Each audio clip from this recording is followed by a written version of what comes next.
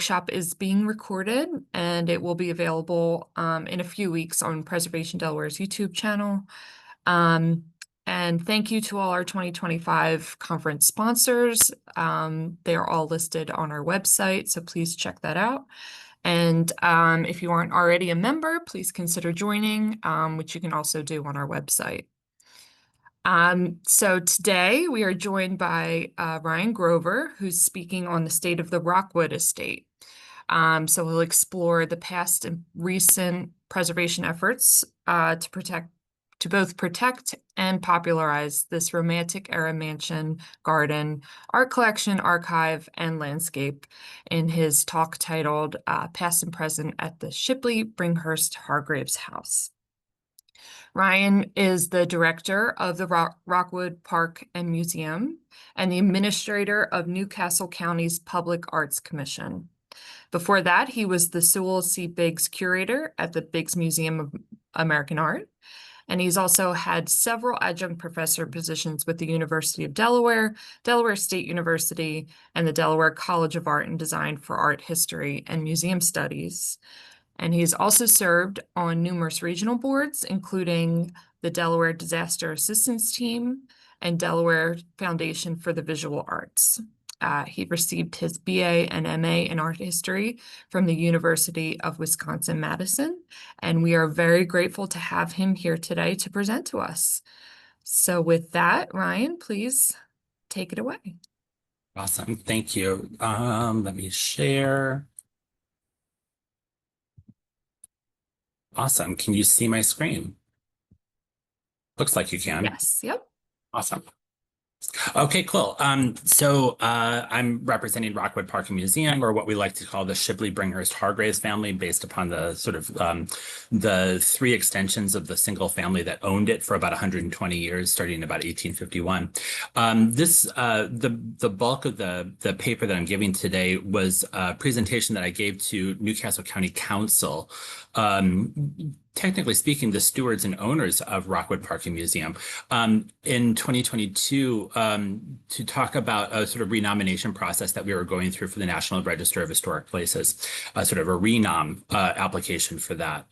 And it was a way for us to start talking about the renomination, but also the presentation itself as a way to be able to start talking to not only the county executive's office, but also to county council and to the public at large about all the new areas of reinterpretation, the sort of expanded view that we had taken on with Rockwood in more recent years. I started as its director about 4 years ago, and the first job that I was given kind of on day one was to take a couple of large bank boxes of research that had been conducted for this renomination process by a really terrific group of volunteers and turned it into an actual renomination application. So trial by fire, but I learned a lot and was able to contribute a lot. And so hopefully you'll see a lot of that in this presentation today. Just so that you have a chance to look at this for a second, what you're looking at, and if you're not familiar with Rockwood, because I feel like a lot of people still really are not familiar with Rockwood, you're looking at the south facade. This is truly the front of the house, but it's the side of the house that no one sees unless you are actually a guest of the house. We'll get into sort of like the dynamics of this estate, or what it used to be, what it is today. But I just want you to kind of consider this as sort of like it's supposed to be a sort of like hidden cottage in the woods. It's supposed to be this kind of retreat from urban life. It is a romantic era enclave away from the rational design of Georgian architecture that had sort of dominated the Delaware scene up until this time period. And it's definitively not urban. And so with that, as we are looking at the south facade that's moving, just as a little bit of background, how do I move forward?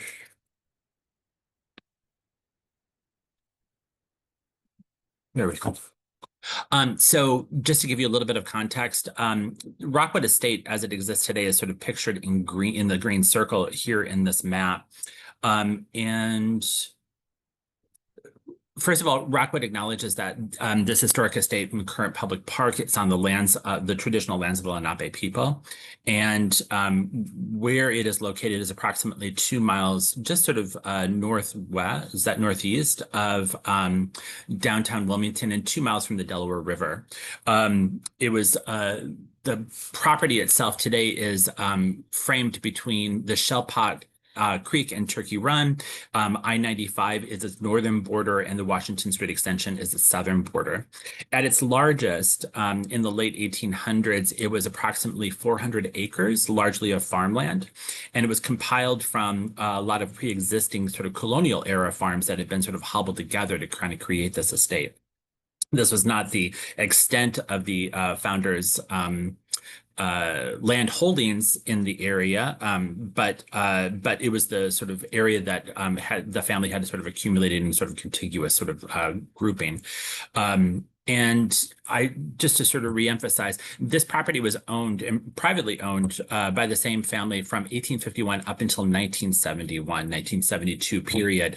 And so the same family continuously operated the space for about 120 years. Today, it's surrounded by very modern subdivisions, so the second half of the 20th century. And like I was alluding to before, it is owned and stewarded by Newcastle County government since 1972.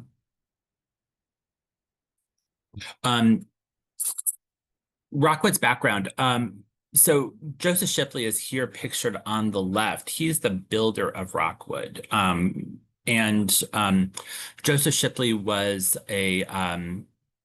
he was sort of like the middle son of a very large Quaker family of Shipleys that owned mills along the Brandywine River. Their family had been in the area since the early 1700s, and he did not follow the family practice into milling, but followed a cousin of his into becoming a merchant in the Philadelphia area. And he started to buy up, especially cotton goods, but other materials that were being created or harvested by enslaved populations of the American South and selling them to factories to Great Britain. In the 1820s, he was so prosperous at this activity that he relocated to Liverpool, England, and sort of centered his practice, his professional practice in Liverpool, eventually becoming not only a merchant, but also a lender, a banker, basically, supporting that trade. In the upper right-hand corner is a photograph of the last house that he lived in Liverpool. And he liked that house so much that he hired that architect, George Williams, to design his retirement home, the home that he had planned to build back in Wilmington. He had already started kind of accumulating the support of his family back in Wilmington to start accumulating individual tracts of land that he might be able to build on. And there's great correspondence about what they found, where they would like to locate things, what was pre-existing in that geography. But the house that he envisioned for it was very much like the house that he had in Liverpool, which is very much in that tradition of English country houses, not necessarily for a landed gentry, but for growing middle class individuals that were trying to create sort of what would eventually be called sort of a suburban enclave, and was really interested in this idea of sort of private land for personal use. Joseph Shipley completes the first stage of the house in 1854 and then quickly goes into another phase of construction around 1857 to add a summer kitchen, to sort of move the kitchen for the first of like 4 times in its history. And the last phase of construction, I'll just put it out there right now, the last phase of construction, also to create more and more sort of service areas for the staff that operated Rockwood, was finished in 1939. But to get back to Joseph Shipley, so his construction phases were 1851 to 1857, and then he ended up passing away in 1867. So he was able to enjoy the estate for about 15 years. And in that 15 years, he established not only the main house and the sort of farming operation, 400 acres, not an enormous farm, but not a small one either, especially in close proximity to Wilmington. But he also created this landscape, this 6-acre sort of pleasure garden surrounding the house, this very sort of very fashionable sort of picturesque landscape of collections of trees and shrubs that he accumulated through sort of contacts, both here in the area, but also through his relationships that he had in the UK. And so, like I said, this was sort of a retirement farm for him, kind of activity. But he passes away in 1867, and his two sisters, Sarah and Hannah, technically three unmarried sisters, but one passed away just before the will was read. Two sisters take over ownership and management of Rockwood until the second of the two sisters passes away in 1891. They leave in their will that the house should be auctioned off and the proceeds split amongst their nieces and nephews. And one nephew in particular sort of stands up and at the auction, and he basically buys out everybody else. And he's pictured in the lower right-hand corner with his wife. So this is Edward and Anna Bringhurst. They take over residence of Rockwood, and most of that property that we described earlier, that 400-acre estate, as well as the contents of the house, he moves in his family to Rockwood in 1892 and does and starts a number of sort of building campaigns, as well as sort of modernization of some of the farming buildings, as far as we can tell.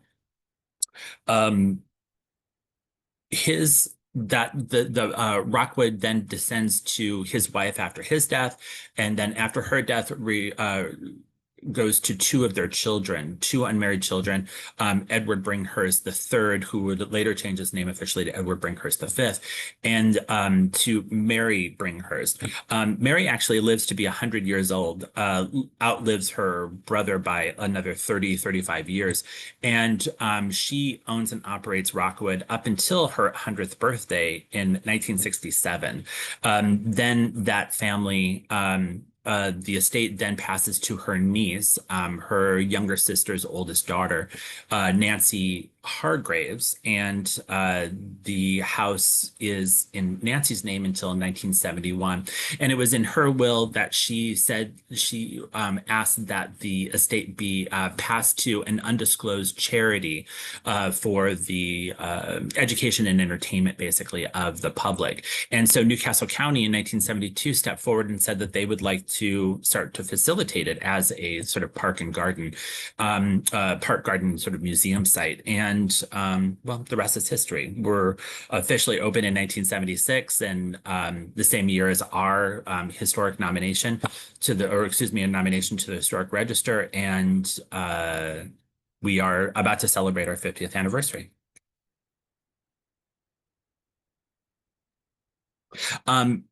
During the renomination process, we were asked to sort of come up with a couple of comparables. So ideas about sort of like buildings that we might sort of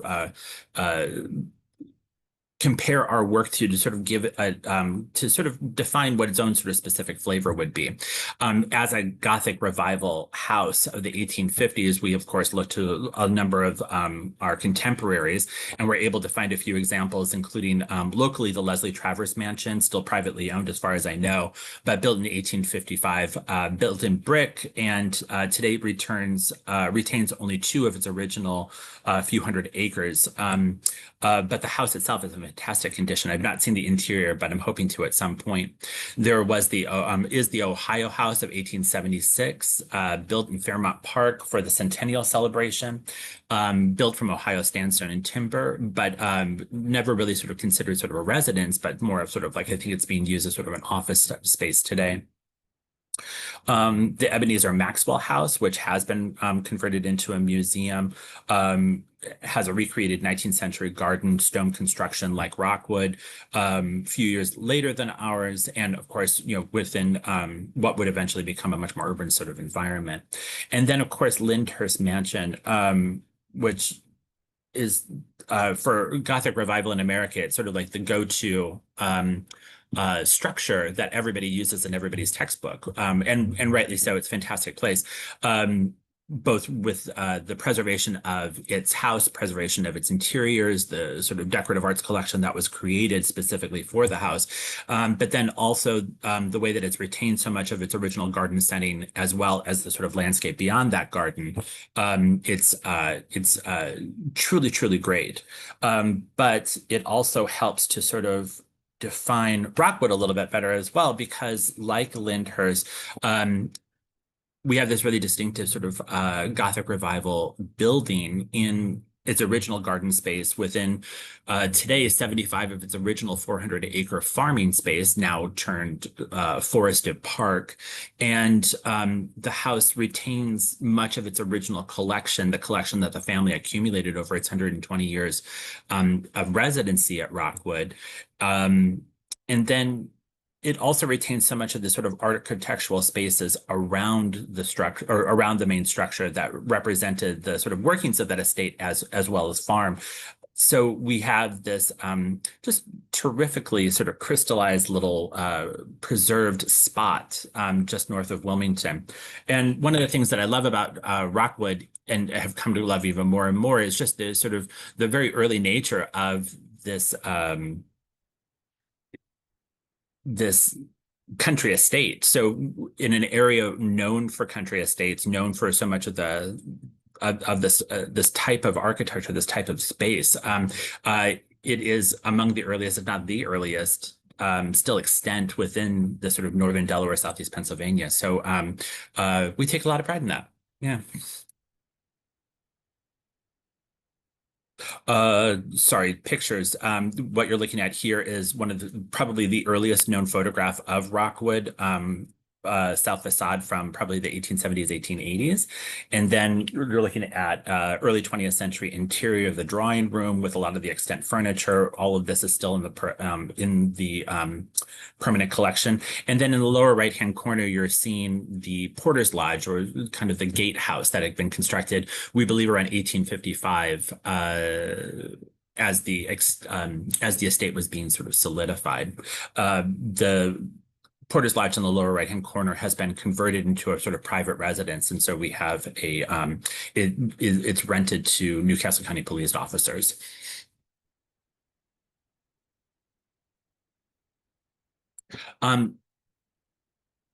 Sorry, I say a lot. I apologize for that. 1976 National Register of Historic Places. This is the first application that we were working with. And at that time, the real central focus, of course, was for this nomination process was the house itself. The only other sort of contributing factors that we see in that original application, here's the exterior photo, and there is a lot of mention, or a fair number of mention, about the collection and the sort of the interest in sort of the interior spaces of that space. The nomination process also talks about the Porter's Lodge in the lower right-hand corner. And then there's also discussion, a small discussion, of the importance of the landscape, really centering on the drive from the Porter's Lodge up the hill into the mansion. So sort of the historic passage that you would take from the gate to the front door, and the sort of serpentine path that you would take in that direction. There is an enormous amount of description about its importance, but it is sort of, even from this very early state, they do talk about the house and buildings in relation to that landscape and the importance of that combination. And thankfully, we've been able to retain all of it.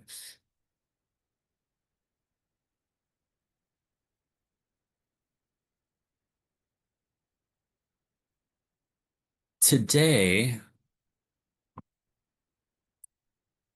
so the renomination process that took place in 2022, we were able to sort of redefine beyond the original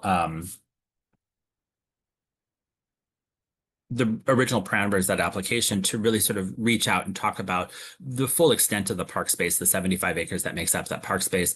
But we were emphasizing the mansion alongside the equally important historic garden and farming operation that took place in Rockwood.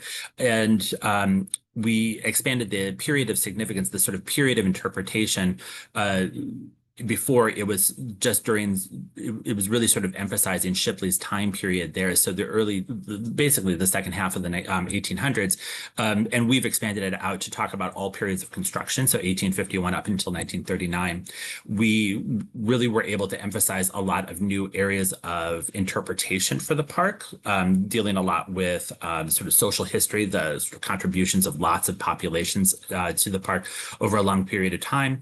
And we were able to expand from the original 4 resources to include a total of 41 resources, really sort of reshaping this into more of a historic district. And it included the structures, the landscape features, but also lost features, as well as contributing and non-contributing features today.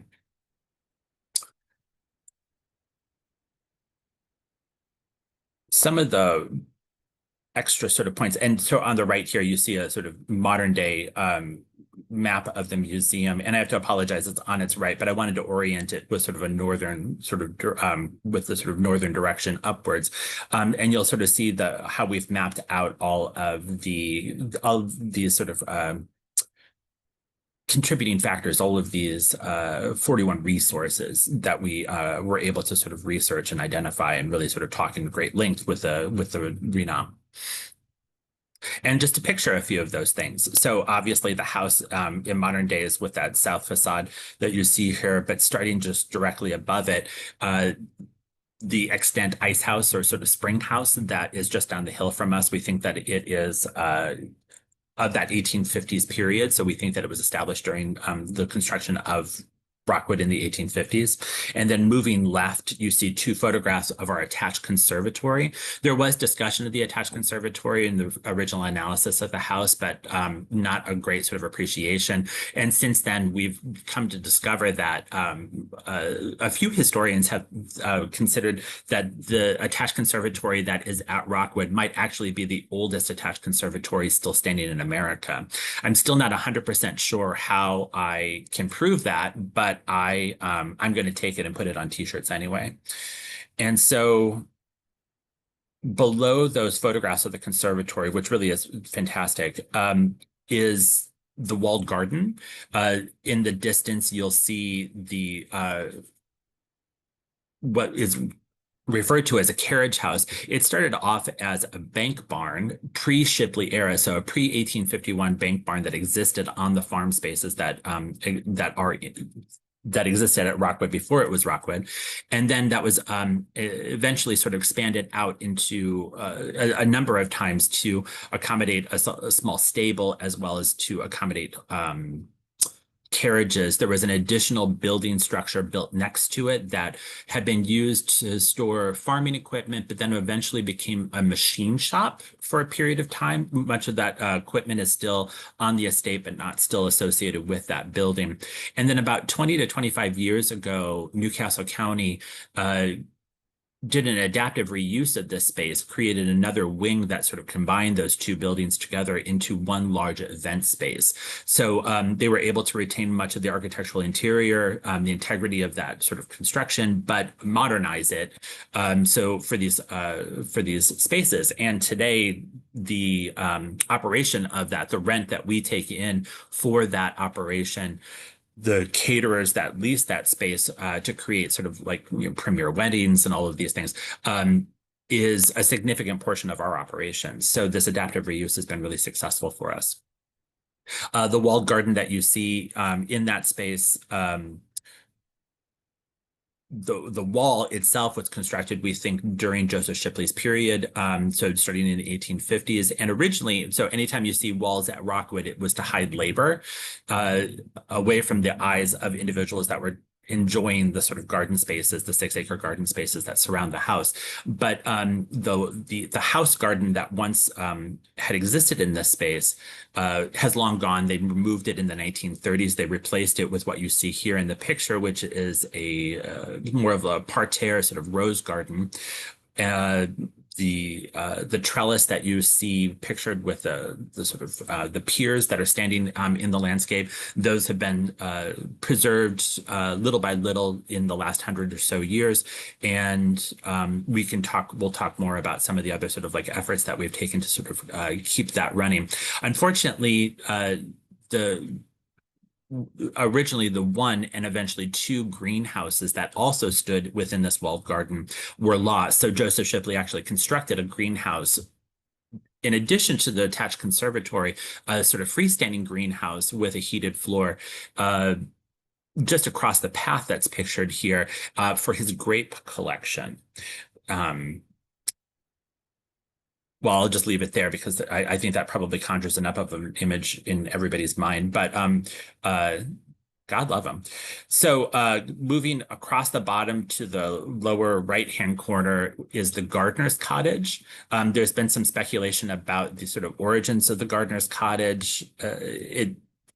Logically, we think that it probably was constructed in the 1850s, about the same time as the Porter's Lodge. However, we've never come across any sort of records or architectural sort of drawings of this thing. So there's the possibility that there might be an element of this that was sort of pre-existing before Shipley's period.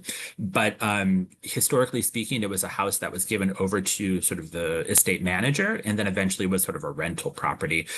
Different family members, while it was still privately owned, did use it. So Edward Bringhurst V that I mentioned earlier, who eventually sort of co-owned Rockwood with his sister for a while in his youth, in his younger years, used this house. And then the house had been sort of temporarily converted into a private residence for Nancy Hargraves, the last sort of private owner of Rockwood, for her husband. But I don't know that he ever actually moved into it. So after her death. So today it is empty. We are we'll get to more details about this, but it is we're figuring out what to do with it now.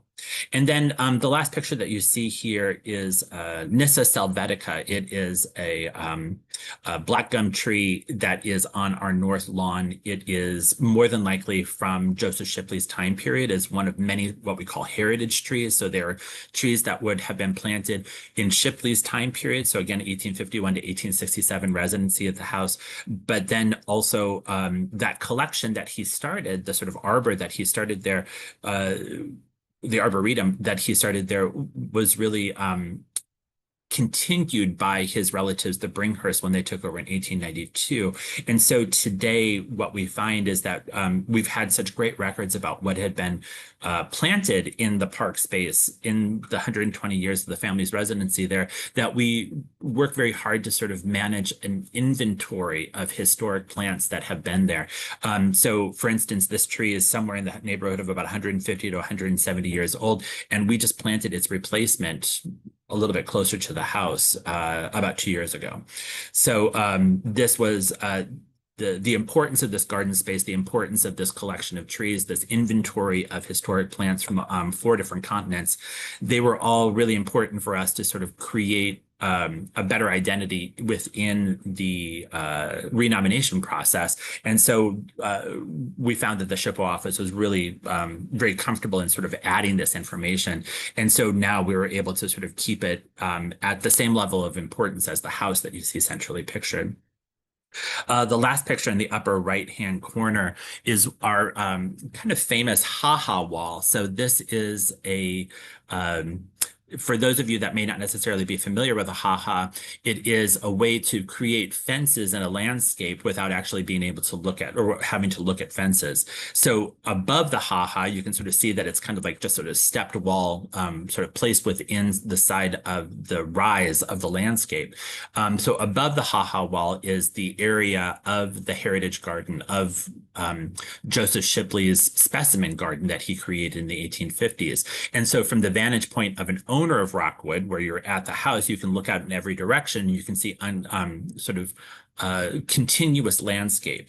But the ha-ha wall would have kept farm animals from the 400-acre sort of farming operation from entering into the sort of upper private area of that garden space. And so it's a protection measure, and one that was really popularly used in British estate planning of the 1700s into the 1800s and had been adopted from sort of continental use from a period even earlier than that, but never was really popularly adapted here in the United States. And so that Rockwood still retains its full ha-ha wall surrounding that entire 6-acre sort of garden space, and that so much of it is so well intact is really a credit not only to the family and to Newcastle County in their preservation efforts, but just really lucky for all of us that we get to see it.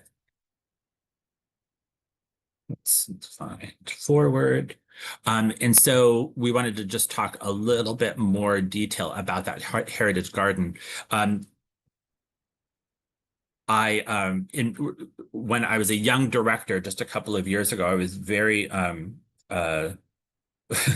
courageous, and I jumped up onto the roof of the house. I don't think I will ever do that again, but I started taking sort of panoramic shots of everything. So you can sort of see that this is me standing on top of the house, looking at our porch chimneys, but looking at sort of the east end of the house, or over the edge of the conservatory, and looking into part of that that tree collection that Joseph Shipley had originated. And in the picturesque landscape that he was creating, the whole concept of this is that that the placement of these trees was really to create a perfect sort of organic frame for this house and create this impression of a house within the wilderness, even though everything that you see is extremely meticulously placed. It's all meant to be enjoyed and to create lots of little pockets of surprises within the landscape.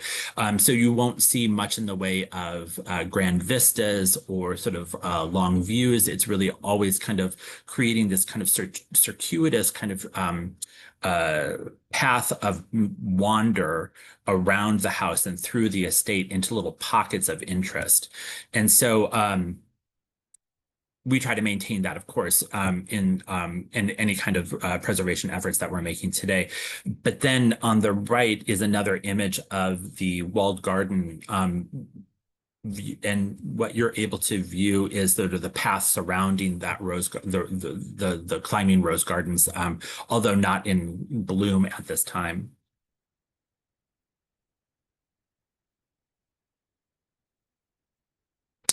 One of the other things that we were able to talk about in really great detail with the renomination process was to place a lot of attention in sort of the advances in engineering that had taken place in the construction of this house. And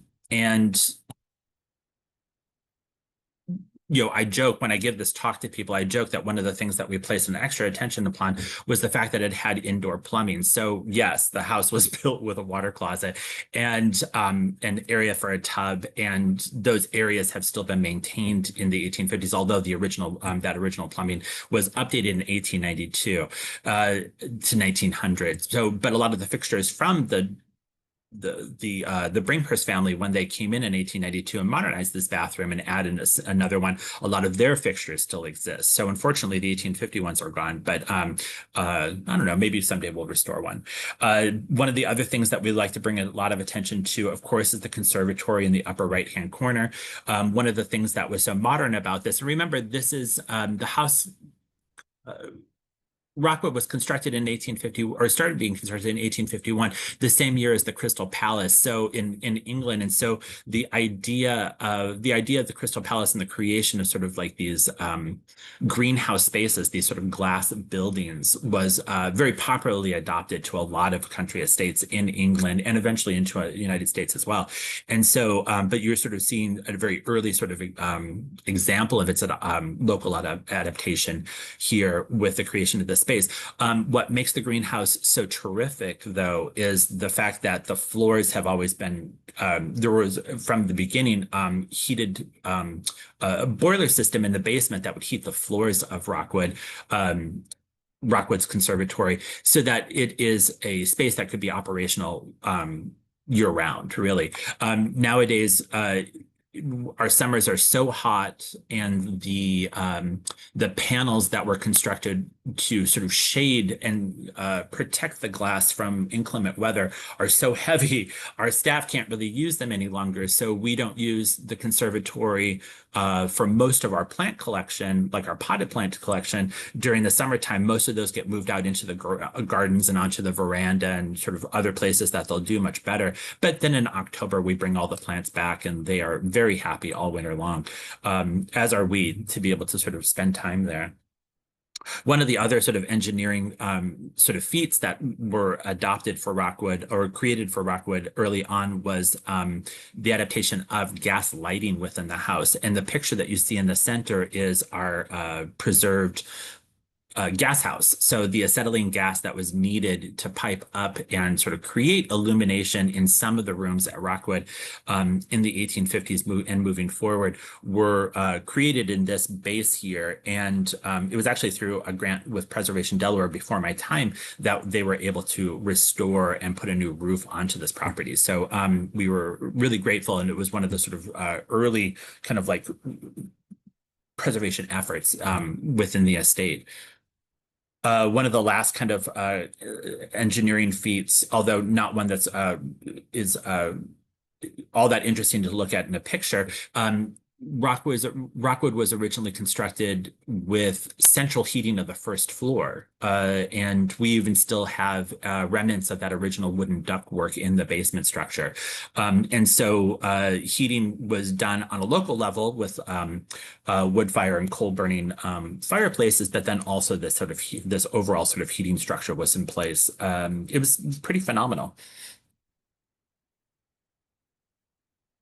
Of course, one of the things I shouldn't say, of course, but one of the things that we decided to emphasize in the renomination was to better define Joseph Shipley's and really Rockwood's origins within the American slave economy.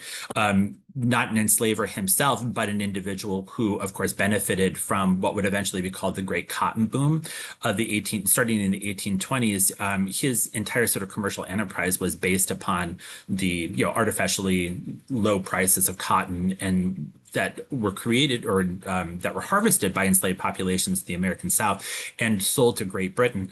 But then he started to finance that trade, becoming a partner in Brown's Bank of England, which still is in existence today. And with Joseph Shipley's experience and help, they opened up loan offices in most of the major port cities of the South, and they were handing out loans to anybody involved with this trade for over 20 years. And so he was a real sort of supporter of what we now call the American slave economy. And it was just after his retirement that Brown's Bank started to move out of that level of that sort of that financing arrangement and going into other sort of other levels or other areas of diversification.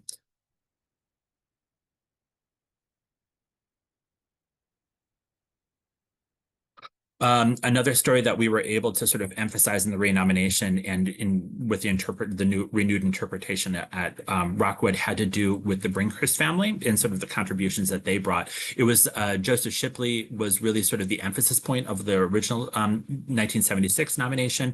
And so the Bringhurst who came to Rockwood in 1892 had a long history in the area. Joseph Bringhurst that you see in this colonial era sort of portrait to the left, he was a trained medical doctor from Philadelphia. He moved his family to Wilmington during the 1793 yellow fever epidemic and created one and eventually a second. They moved up an apothecary on on Market Street in downtown Wilmington, and or the growing idea of downtown Wilmington. The interior of that apothecary was sold because the Bringhurst so it became as apothecary and then eventually became a drug manufacturer, was still in operation on Market Street until the early part of the 20th century. And when it was sold, the interior of that original sort of 18th, early 19th century apothecary was sold to Mystic Seaport Museum, still exists there today, although I don't think that they still have it on view. And the Bringhurst family, also Quaker, like the Shipleys, were deeply set on the abolitionist movement, very vocal abolitionists, and eventually sort of diversified into both politics, law, but also into banking in Wilmington. And the well, it's nice when these fortunes come together. So there was the Shipleys and then the Bringhurst that were able to sort of maintain these, awesome responsibilities of an estate the size of Rockwood.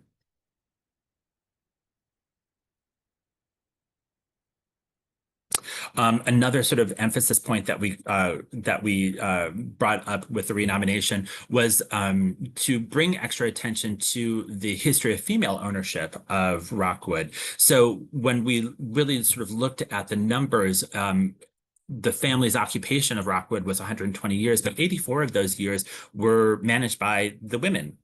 Even though historically the interpretation had really focused on especially Joseph Shipley and then Edward Bringhurst V.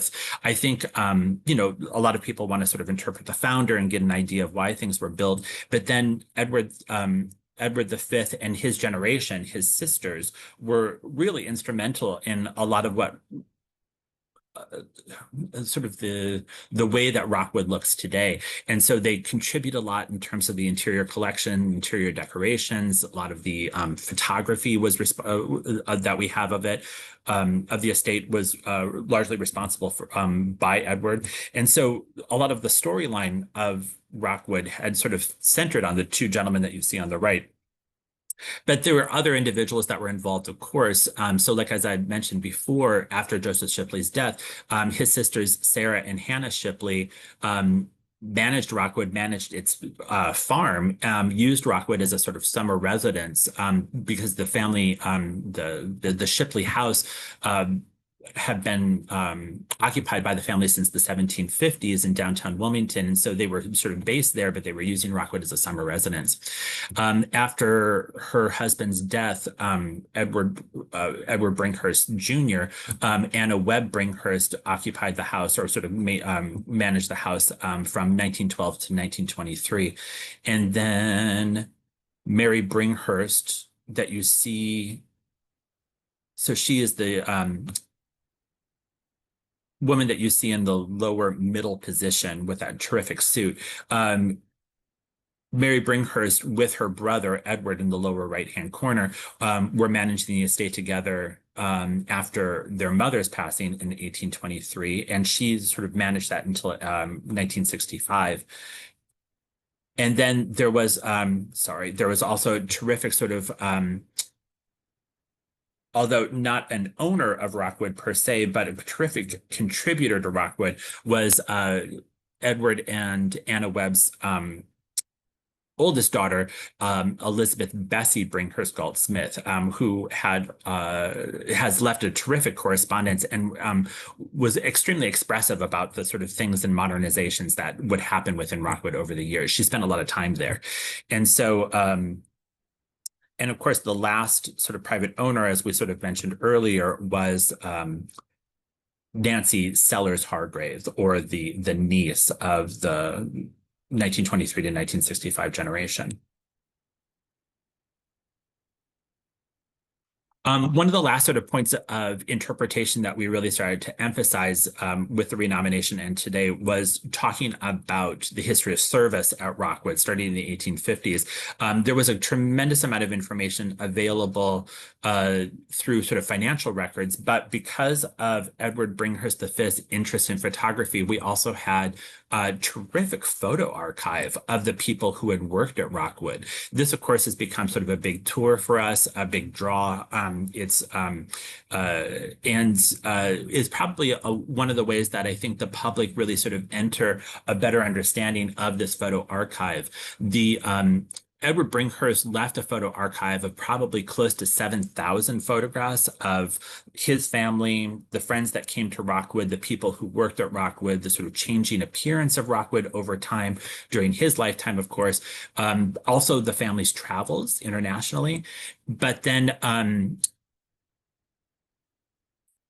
Nancy Sellers Hargraves, the last sort of owner of Rockwood, was really the first person to sort of put that archive together in one solid sort of state to help to identify so many of the individuals that were pictured within it. And it was the Friends of Rockwood who eventually inherited this archive. They gifted it to University of Delaware Special Collections with a little bit of an endowment to digitize it. So now this photo archive of over 5,000 photographs is available through that website. It's just a fantastic relationship and one that we absolutely rely on today. We really try to emphasize a lot of interpretation of the house through this photo documentation, and we're remarkably lucky to have it. And I encourage everybody here to spend the next 3 days just sort of combing it because there's a lot there.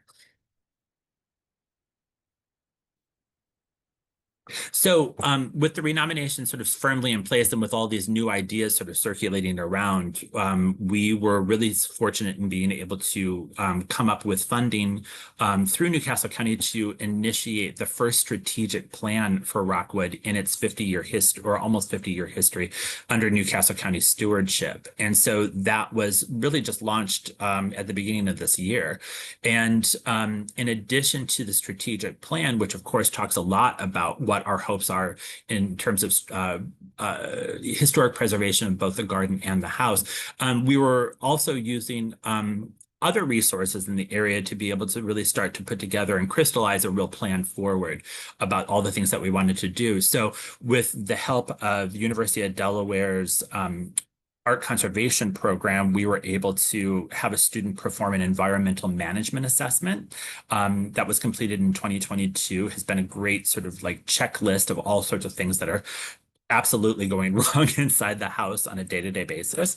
But then we were also able to first a student to recruit a student project also through the conservation program, but then also with a grant through the American Institute of Conservation in 2022 and 2024 to have a collections assessment for preservation surveys done of our collections and sort of environmental sort of interiors. So the environments in which we're sort of housing so many of the collections of at Rockwood. I completed a collections policy, the first sort of collections policy in Rockwood's 50-year history, created by Newcastle County. So I was really proud to have that sort of in place. And then we were able to do other sort of really strategic moves to kind of position ourselves to be a little bit more of a preservation powerhouse. We hired our first curator in the last 14 years. Kristen's fantastic. The strategic plan, of course. And then just recently, we were able to recruit outside members of the public into two new committees, sort of advisory committees. We don't have a traditional sort of board structure because we are sort of a government entity. So instead, I created two committee structures that would make recommendations based upon strategic planning and all these other documentation that would then give recommendations to the county executive, county council about how to prioritize the things that they have agreed to in the strategic plans. And so we have a building and collections committee, and then also a park and garden, or Graydon, as I misprinted here, but a park and garden committee as well. And then, of course, we have been trying really hard. I mean, it's not very difficult, but we have been maintaining a relationship with our current friends group, the Rockwood Park Preservation Society. This has been helped to improve our capacity. All of these things have been coming together in order to increase the likelihood that we will be able to seek outside funding, that we wouldn't have to rely entirely upon Newcastle County's work with the bond bill in order to create capital funds in the more traditional sense. We are still using capital funds, of course, which is separate from Newcastle County's operational funds, but we are positioning ourselves with all of these forms in order to be able to seek other kinds of help We've been pretty successful sort of getting ourselves into that direction so far. One of the things that I did want to sort of take a moment and reflect on, though, is we have this now, we currently rely so much on the sort of help of the Rockwood Park Preservation Society, which is a fantastic friends group. They are treated as the membership of Rockwood Museum. So Rockwood does not have a separate membership. We just funnel all the attention into RPPS because they, their whole purpose is to raise money for our preservation. But I really solidly have to state how important the relationship in the past had been with the Friends of Rockwood, which I think a lot of individuals on this call today will remember and maybe even been members of. This was a relationship, a friends group that had started in the very beginning in the 1970s. And they were the individuals who purchased back the contents of the house from the family in order to keep it with the house. They also raised hundreds of thousands of dollars starting in the 70s to be able to conserve large portions of that collection.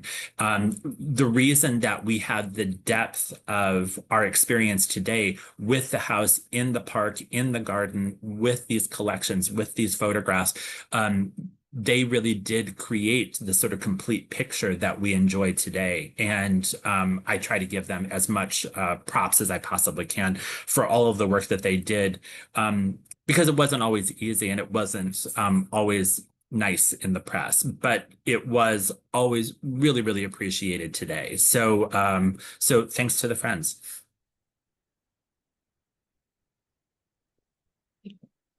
So getting together with some of the, Sorry to interrupt, Brian. We are getting close to the end of time. oh, okay. How much longer do I have? Maybe just a minute or so, if you don't mind. Oh, so sorry about that. I can't believe that this went by so quickly. That's so funny. I'm just going to roll through this then. You can start to see some of the really fun things that we've been doing recently. So we're about to change out our climate controls. That is happening. We're going to close next year for maybe 8 to 12 months so that we can sort of do a wholesale change out of our HVAC system. Been doing a lot with water penetrating into the basement. It's an ongoing problem, but we've been doing a lot of work to try and sort of fix it. We're in the middle right now of creating a masonry assessment across the estate to sort of understand all of the sort of problems that we have with masonry and try to create a 20-year plan to sort of have a rotation of maintenance. Here are more examples of the estate walls, preservation of the gas house. We did a lot of work within the walled garden to sort of modernize the building a little bit for modern uses to preserve those pathways, but also to repair so much of the plants. We've been preserving and bringing back unknown Pinetum collection of conifer plants, conifer trees in the landscape that, and you can see a few examples of some of the plants that we've been reinstituting on the south lawn for it.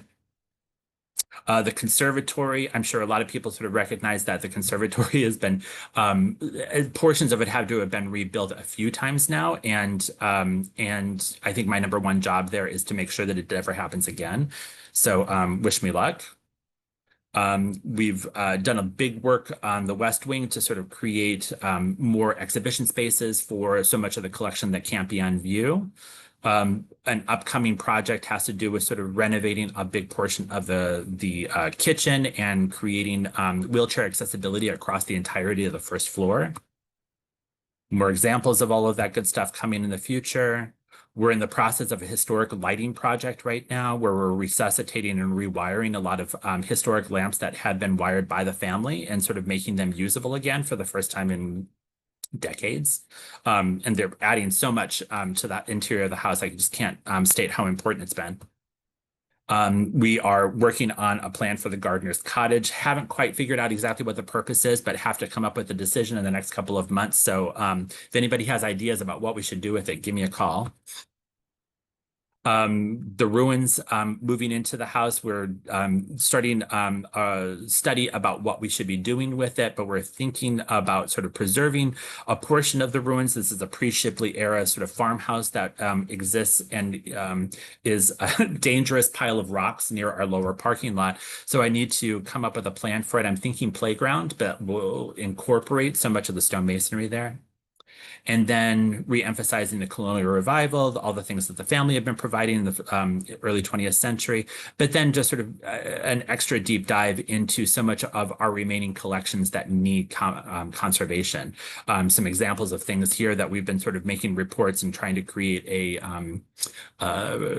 list of things that we would like to be able to do in the near future, including materials that were collected by the family from cultures all over the world. So a lot of things that you're seeing here are from sort of well, from different Asian cultures, sort of Southeast Asia, Eastern Asian origins, and it's an area of collecting that the family were really richly, deeply involved in, but had never been preserved up to this point. And so we're prioritizing the sort of the conservation of these materials so they can be shared on a much wider scale. And I think that is everything. Sorry for rushing through this last end. I do sort of drone on a little bit, but thank you so much. It's so much information. You get your energy and passion about this place is palpable, and I really appreciate you sharing this. I think we might have to have a follow-up session with you to talk about more about the future. anytime. Because there's so much happening there. It's such an active site, and we really appreciate you sharing it. There are a couple questions in the Great. Q&A. I was wondering if maybe you would mind typing your answer in. You can do that directly, Yeah, no problem. so that we can just keep moving. I don't want to hold up our next speaker. But thank you once again. I'm sorry for rushing you at the end, but really No. appreciate I'm it. happy. Okay. We're going to transition here. Just give me 1 second. Okay, so coming up next, we have Dan Citron. And let me just make sure that we're all set up.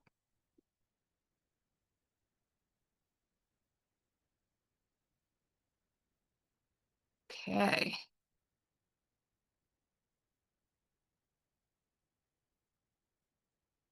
All right. So today our next speaker here is Dan Citron, like I mentioned. He is the historic sites team manager at the Delaware Division of Historical and Cultural Affairs. And